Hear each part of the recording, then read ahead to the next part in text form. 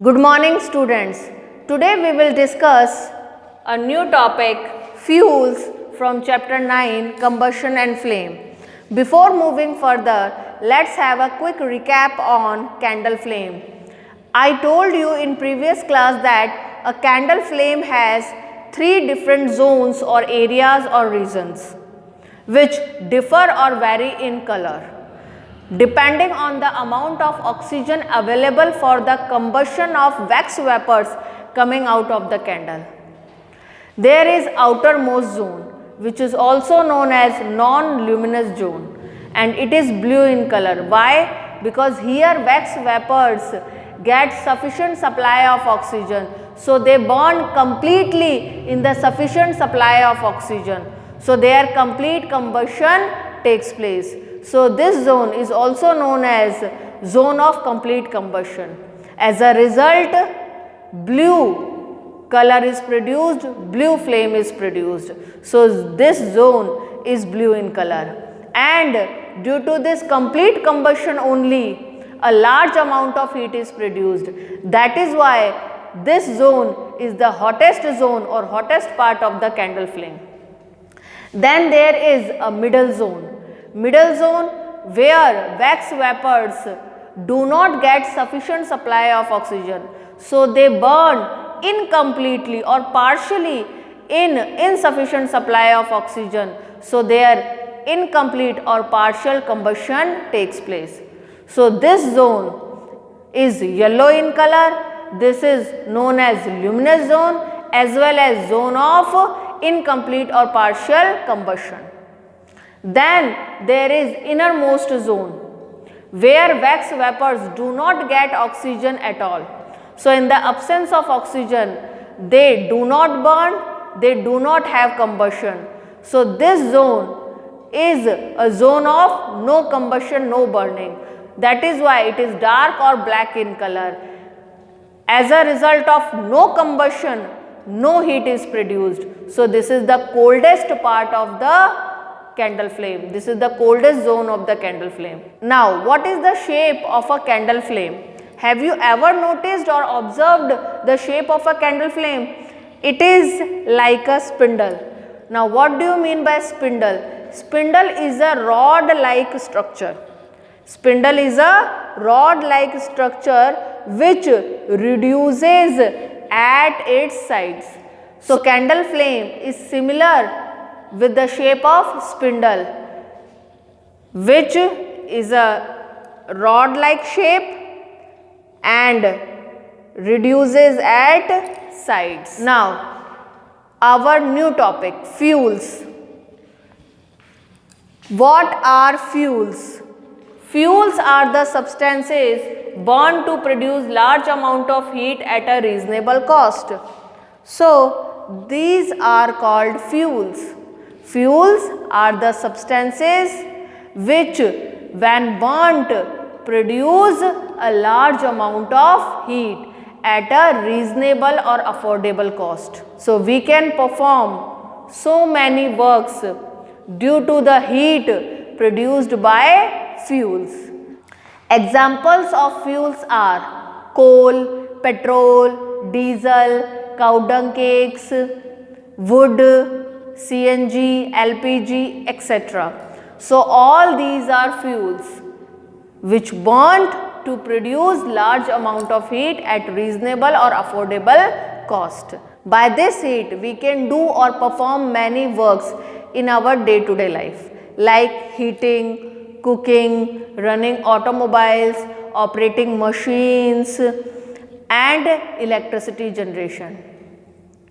You must have seen that in all these works, any of the fuels is used which is burnt to produce large amount of heat at a reasonable or affordable cost, and by that heat all these works can be done. Now, on the basis of physical states, fuels can be categorized into 3 types: solid fuels, liquid fuels, gaseous fuels. Now, solid fuels. Solid fuels are the fuels which exist in solid state at room temperature. Let me tell you standard room temperature is considered as 25 degrees Celsius. So, solid fuels are the fuels which exist in solid state at room temperature or 25 degrees Celsius. Since they are solids, so they need more area or space for storage. And after burning, they produce ash or residue. So, they leave ash or residue after burning. Examples of solid fuels are cow dung cakes, wood, coal, coke, charcoal, etc. Now coming to liquid fuels. Liquid fuels are the fuels which exist in liquid state at room temperature. They are mostly made up of hydrocarbons, means they are made up of compounds which consist of hydrogen and carbon. On burning or after burning, they do not leave ash or residue behind. Examples of liquid fuels are petrol, diesel, kerosene, etc. Now gaseous fuels. Gaseous fuels are the fuels which exist in gaseous state at room temperature. Since they are in gaseous state, so they need to be stored in closed cylinders or containers. For example, natural gas, coal gas, biogas. Now, next topic is calorific value of fuel. Now, what is the calorific value of a fuel? See, how efficient a fuel is, how good a fuel is, how much work can be done by a fuel.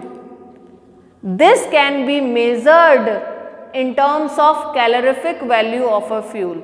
So, calorific value of a fuel is a quantity which can measure or determine or decide the efficiency of a fuel. It is the amount of heat produced when 1 unit of a fuel burns. It is the amount of the heat produced when 1 unit, means 1 kilogram of a fuel burns. This is called calorific value of a fuel.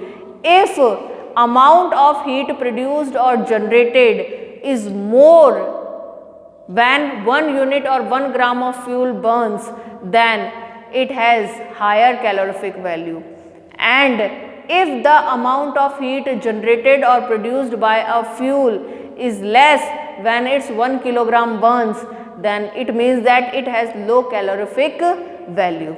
The SI unit of calorific value of a fuel is joules per kilogram, because calorific value of a fuel is the amount of heat produced. Amount of heat produced, heat is a form of energy. Its SI unit is joule. When 1 kilogram of a fuel burns, so obviously its SI unit will be joule per kilogram. But however, we use a big commercial unit of calorific value of a fuel, that is kilojoule per kilogram. Why? Because mostly fuels produce a large amount of heat energy which is measured in big unit kilojoule rather than joule. When 1 kilogram of a fuel burns, so mostly kilojoule per kilogram is used for measuring or expressing calorific value of a fuel. Look at this table. In this table, calorific values of different fuels are given, which we use in our day-to-day life. Calorific values of different fuels are measured or expressed in kilojoule per kilogram. Calorific value of wood is 17,000 to 22,000 kilojoule per kilogram. Kerosene 45,000 kilojoule per kilogram. Diesel, petrol same 45,000 kilojoule per kilogram. LPG 55,000 kilojoule per kilogram. Biogas 35,000 to 40,000 kilojoules per kilogram. Hydrogen 1,50,000 kilojoules per kilogram. Methane and coal. Methane 50,000 to 55,000 kilojoules per kilogram. Coal 25,000 to 33,000 kilojoules per kilogram. So you can notice from the table that hydrogen has highest calorific value, that is 1,50,000 kilojoules per kilogram. None of the fuels is near to the hydrogen in terms of calorific value. It has highest calorific value, which is very large, 1,50,000 kilojoules per kilogram. That is why this hydrogen is used in rockets as a fuel, because when its 1 kilogram burns, it produces 1,50,000 kilojoules heat energy, which is a large value. So it produces an enormous or tremendous amount of heat energy when its 1 kilogram burns. And this heat energy gives a great speed or velocity to the rocket. So it is able to overcome the gravitational force of the earth and escape out of this gravitational force of the earth and reach in space. Nowadays, researchers, scientists have been working a lot on hydrogen so that it can be used in other fields of life also. So we can consider hydrogen as the fuel for future. Now next topic, what are the characteristics of an ideal fuel? See, these are the main characteristics of an ideal fuel. Means an ideal fuel must have these characteristics, these properties to fit in this title. First characteristic, ignition temperature should be neither too low nor too high. Means an ideal fuel should have an appropriate ignition temperature, an appropriate minimum temperature at which it catches fire or starts burning easily in the presence of oxygen. This ignition temperature should neither be too high nor too low. Second, it should have higher calorific value. An ideal fuel should have higher calorific value, means it should produce large amount of heat when its 1 kilogram burns, so that more work can be done in a particular time. It should be economical. Economical means cheap, not expensive. So an ideal fuel should be economical or cheap. It should not be expensive, so that people can afford it. Along with this, it should be easily available, so that most of the people can have it and can do their work with the help of that fuel. It should be eco-friendly or environment friendly, means on burning it should not produce smoke and it should not produce many harmful gases. Along with this, it should not leave ash or residue behind after burning. It should be easily stored, transported and handled. So an ideal fuel must have these characteristics. Now there is no fuel which has all these characteristics. So we cannot consider any fuel as ideal fuel. However, Natural gas is the fuel which is closest or nearest to the definition of an ideal fuel, because it has most of these characteristics. So, we can consider natural gas as closest or nearest to the ideal fuel, but not a perfect ideal fuel. Why? Because natural gas has many characteristics which an ideal fuel should have, like it has appropriate ignition temperature, it has higher calorific value, it is economical, it is easily available, but at present time it is easily available, but we cannot predict for future. Why? Because natural gas is a non-renewable source of energy which cannot be renewed, recycled or regenerated in a short span of time. It takes millions of years to get reformed or regenerated. So, if we put all the pressure, all the burden on natural gas, means if we fulfill all our demands with natural gas, then its limited stock will be exhausted, will be finished in nearby future, and then we will have no natural gas, because that will take time to regenerate again. For that we need to save and conserve natural gas. So, don't put all the pressure or burden or fulfill all your demands with natural gas. At many places you can replace natural gas with other alternate sources of energy, so that it can be saved for future generations.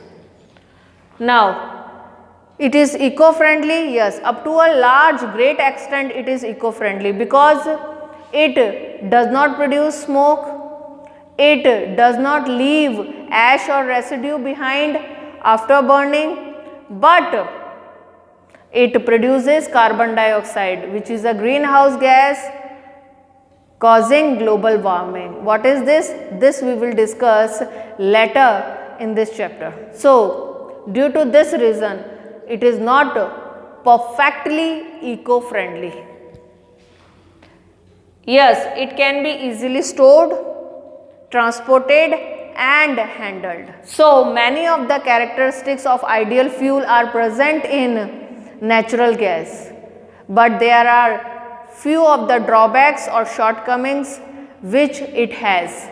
So, we cannot call natural gas as an ideal fuel, but we can consider it as closest or nearest to the ideal fuel according to the parameters or characteristics of ideal fuel. This is all for today. Thank you. Have a nice day.